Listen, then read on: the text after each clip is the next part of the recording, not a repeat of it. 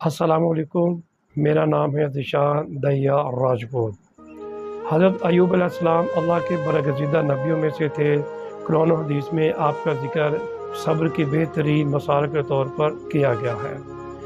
اللہ تعالیٰ آپ کے بارے میں فرماتے ہیں، سورۃ صاد آیت نمبر 44، ہم نے انہیں صبر کرنے والا پایا، کیا ہی بہترین بندہ تھا وہ، بے شک وہ اللہ کی طرف بہت رجوع کرنے والا تھا۔ آپ کا نسب اور قوم۔ آپ کا سلسلہ نسب حضرت ابراہیم علیہ السلام سے جا ملتا ہے۔ اکثر مفسرین کے مطابق آپ حضرت اسحاق علیہ السلام کے بیٹے عیسو کی نسل سے تھے۔ آپ کا اصل نام ایوب بن موز بن رازح بن روم بن عیس بن اسحاق اور بن اسماعیل بن حضرت ابراہیم علیہ السلام سے جا ملتا ہے، یعنی آپ حضرت ابراہیم علیہ السلام کی نسل میں سے تھے، اور آپ کا نسب انبیاء کرام کی عظیم نسل سے جا ملتا ہے۔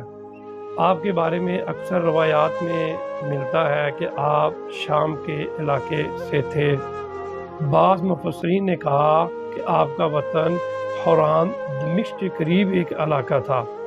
آپ اپنی قوم میں نہایت محترم، شفیق اور امانت دار کے طور پر جانے جاتے تھے۔